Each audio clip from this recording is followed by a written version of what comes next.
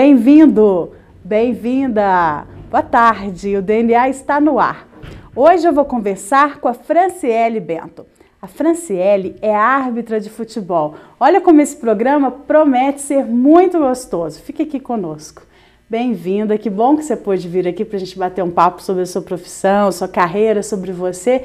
Muito importante falar desse assunto, principalmente para quem adora futebol, e eu acho que somos todos nós os brasileiros. Que bom que você está aqui. Obrigada. É interessante que a Band está fazendo a cobertura de vários jogos, mas em destaque aqui nesse momento, né, a Copa que traz assim, todo esse talento, né, a Copa Mundial de Futebol Feminino, que mostra todo esse lado da competência da mulher também dentro desse esporte. Eu queria começar falando disso, porque eu sei que essa conversa está repetida, a gente já ouviu muita gente falar dessas coisas, parece uma pergunta que todo mundo já fez, mas é importante repetir, porque a mulher parece que ainda é vítima de preconceito demais para seguir essa carreira. Você teve preconceito? Você sofreu isso? Olha, Fabiana, não vou dizer que eu tive preconceito não, porque eu tive dificuldades.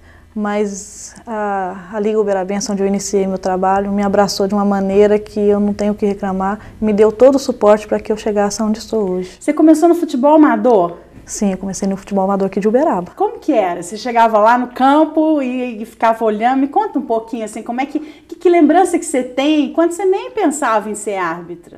Olha, quando eu nem pensava em ser árbitra, eu jogava bola, né? Eu joguei muito.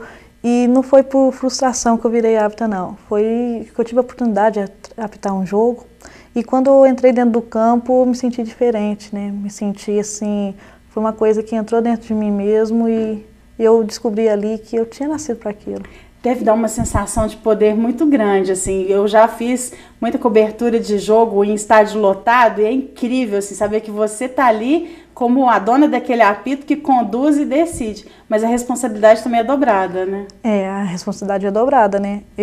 Quando eu entro no campo, assim, eu me transformo, realmente. Eu deixo de ser a Franciele, passo a ser a árbitra e parece que sou outra pessoa mesmo. E como que é essa relação com os homens? Você prefere apitar jogo feminino ou masculino? Olha, eu prefiro masculino. Porque, é mesmo?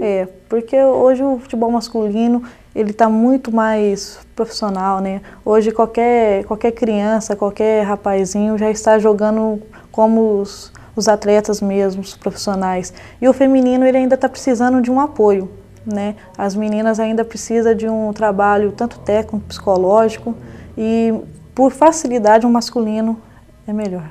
E quando você está lá, assim, o que acontece com você? Qual que é a sensação de saber aquele estádio inteiro? E o torcedor, normalmente, quando ele tem que xingar, o primeiro a levar é o árbitro. Ah, é. O torcedor já vai para o campo com a primeira certeza que o árbitro não presta, né? Ele já vai chegar lá de qualquer jeito xingando o árbitro, sem conhecer mesmo. Então, acertando ou errando, o árbitro sempre vai estar errado.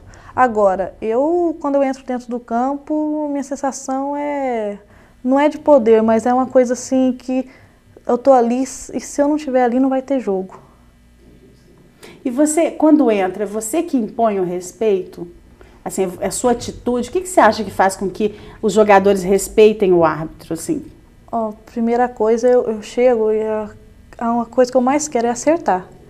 Então, a minha certeza é que eu vou fazer de tudo para acertar e não prejudicar ninguém. Então, quando você mostra o respeito, você mostra a vontade que você está para fazer o correto, os atletas percebem. E você impondo seu respeito ali, ninguém tira. E como é seu treinamento para conseguir ter fôlego? Que é difícil, né? Acho que quem joga futebol está testando o que eu estou dizendo. E quem nunca jogou devia tentar correr num gramado para ver como é puxado ali. Imagina o tanto de tempo que vocês ficam nessa de vai para lá e presta atenção. Além do seu preparo físico, o seu preparo emocional também. Você tem que estudar muito. Como que é para conseguir ter não só a técnica, como o preparo físico e emocional? Olha, Fabiana, hoje, numa partida, são poucos jogadores que correm o que o árbitro corre durante a partida toda. O árbitro ele corre em média de 12 a 14 quilômetros numa partida. Isso são poucos jogadores, né, que chegam a correr tanto. Eu me preparo, porque sem o preparo físico e sem o preparo psicológico, né, não tem como, você sempre tem que estar preparando. E eu preparo através de muito exercício, né. Eu tenho um professor lá em Belo Horizonte que fica por conta desse meu preparo. até para os jogos e também para os meus testes, né, para manter os escudos. E quando você pegou esse escudo na camisa? Você foi lá e vestiu a camisa e ali estavam os escudos das confederações, né, que te davam essa autorização de ser uma árbitra que pode apitar jogos por todo o país e até internacionalmente. Como você se sentiu? Olha, foi uma realização. Assim, demorou cair que realmente aquele escudo era meu, né? Porque foi muito rápido. Eu saí aqui de Uberaba em 2008 para ir para Belo Horizonte e em 2010 eu já estava com o escudo FIFA, então foi muito rápido. Quando realmente eu recebi o escudo, né, porque ele não vem pregado na camisa, né, ele vem solto, porque é como se te falasse assim que qualquer hora você também pode perdê-lo, né? Parece que já é um símbolo, já né? É um símbolo. Você tem que sempre estar se esforçando para ser cada dia melhor para fazer merecer aquele escudo. Para fazer merecer o escudo, porque ele é anualmente, seu nome sai na lista todo dia 1º de janeiro. Então você fica ansioso, não é para o ano novo não, é para o 1º de janeiro o seu nome na lista, né, da FIFA, que você está mais um ano garantida. E quando você assiste assim, os jogos como os jogos que talvez sejam os que a gente mais tem a frequência de todo o país se envolver e torcer, que são as Copas, né? E você pensa em estar lá? Penso muito. Agora mesmo está acontecendo, né, um Mundial na Alemanha feminino. E o meu sonho é sim chegar no Mundial, Olimpíadas, no Pan-Americano, porque eu tenho certeza que eu tenho condições disso, né? E é o meu objetivo para breve, não para longo prazo. Você acha que é cultural esse tratamento diferente entre os times, as árbitras de futebol, quando mulheres e quando homens? Porque assim, a gente assistiu aqui pela Band, que é um canal, uma emissora que tem dado apoio, tem mostrado a Copa, né? Tá lá com a equipe mostrando tudo de perto. Vimos assim jogos incríveis da seleção, tem se destacado. Em contrapartida, a seleção masculina só tem deixado a desejar. Mas aí a gente vê na outra mídia aí fora só destaque para os homens, e as mulheres acabam ficando com a notinha no cantinho que ganhou de tanto a 0, mas assim, nada que se equipare. Você acredita que isso vai mudar? Eu acredito, porque lá fora, né, o futebol feminino ele é muito forte. Aqui no Brasil que tem, né, tem essa política assim só dos homens, futebol masculino, tal, tudo, e o futebol feminino é novo, né? Tem pouco tempo que a seleção está tendo um pouco mais de apoio, né? E não só as seleções. Na hora que tiver um apoio do governo, que faça os clubes ter não só a categoria de base do masculino, mas ter também uma categoria feminino, para que tenha as competições, para que elas possam jogar e assim cresça e as pessoas possam começar a acostumar com essa ideia da mulher jogar futebol, aí a torcida vai ficar bem melhor, porque vai ter bem mais competência. A gente observa que hoje o mundo globalizou, então não tem mais essa coisa, capital isso, interior aquilo, né? Todo mundo tem as mesmas oportunidades. Mas algumas coisas, como o caso do esporte, ainda acaba que nas metrópoles, talvez por causa dos clubes, né? Há uma oportunidade mais frequente para quem joga e no interior menos. Então, quando você volta para cá, o que você gostaria de ver acontecer, assim? Mais árbitras saindo daqui do interior em busca de espaço? O que vem da sua imaginação quando você faz esse caminho de retorno, que você se vê aqui depois suas vitórias conquistadas lá fora? Olha, eu tento estar sempre aqui em Uberaba, né? Porque a cidade que eu amo, foi daqui que eu tive a oportunidade inicial.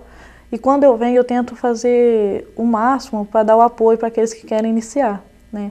Recentemente, eu fiz um curso pela Liga aqui, né? Dei o curso pela Liga, nós formamos 12 árbitros. De 12 árbitros, uma era menina, né? E eles estão trabalhando, e eu já falei para eles, como falo para todos, que se quiserem ter oportunidade, lá em Belo Horizonte foi difícil para me chegar porque não tinha ninguém, mas hoje eu estou lá. O que quiser ir vai ter a porta da minha casa aberta. Muito legal isso, né? Porque acaba sendo um alicerce, né, para as pessoas. E como que é essa sensação dos cartões? Eu tenho curiosidade. Sempre assim, quando eu ia, eu ficava pensando, nossa, tá ali e tem um monte de câmera vigiando junto, né? Hoje a tecnologia tem olhos para aquela jogada sob vários ângulos. E como é para você? É um concorrente à câmera ou é uma maneira de mostrar que vocês têm acertado mais ou não? Porque tem os dois lados, né? Quando erra também, dá um cartão lá amarelo, dá um vermelho e depois vai analisar o lance e ver que não foi. Como é que é concorrer com esse tanto de parafernália tecnológica? Olha, eu falo que é benéfico. As câmeras hoje ajudam muito, porque se você for olhar uma estatística, os árbitros mais acertam no que erram, né? Então as câmeras já salvaram muitos árbitros de ser linchados. Ser lixado, né, por clubes, né, clubes ter que se retratar diante da TV pelo que falaram do árbitro, né, árbitro ganhando ações aí que movem contra pessoas que agridem a sua integridade. Então eu acho que as câmeras é bem benéfico, eu gosto, mesmo quando você erra, porque você não erra querendo errar, às vezes você achou que acertou, porque o árbitro é humano, o olho dele é humano, né, depois que você passa 10 replays, fica fácil para qualquer um discutir sobre a arbitragem, né? Quero ver lá na hora. E essa coisa de todo mundo discutir? Porque todo mundo entende futebol, todo mundo é meio hábil, todo mundo é meio técnico, todo mundo quer dar palpite. Você já aprendeu a lidar com essa participação, assim, às vezes de pessoas que são da sua carreira também, e que depois do jogo vem comentar com você? Ou então aquela pessoa que é sua amiga, mas não entende nada de futebol e também vem dar palpite? Todo mundo é um pouco, como você falou, né? Árbitro, técnico, médico, né? Todo mundo é um pouquinho disso, né? Mas para mim é normal. Se o que você está vindo me dizer for pro meu ganho, eu acato. Se não for, eu ouço da mesma maneira, porque todos têm direito de ter sua opinião, né? E eu tive a minha dentro do campo e foi ela que prevaleceu. A opinião das outras pessoas mesmo só para me ouvir.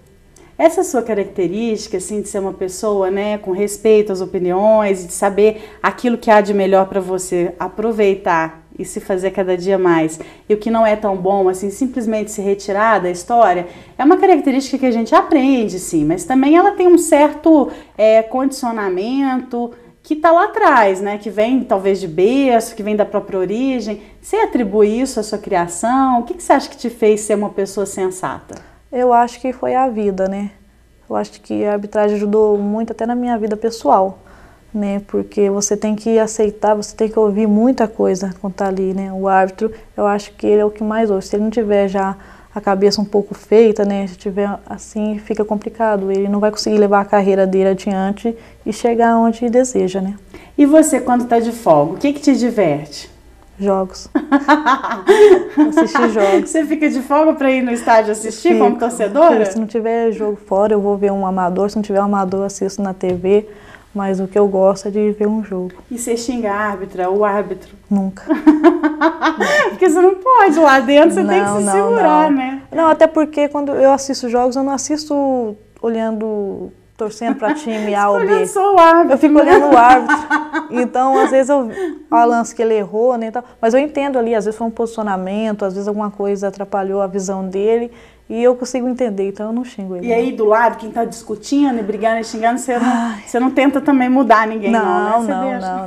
Sim, várias vezes, né? Eu fui aqui no Beirabão assistir jogos e que estavam colegas meus apitando. E eu gosto de sentar na arquibancada. E eu sento ali, eu não consigo assistir os jogos, né? Que todo mundo fica me chamando. Você viu o lance? Você viu aquilo? Aquele árbitro. E eu tenho que ficar calada, né? Respirar e deixar cada um ter a sua opinião e manter.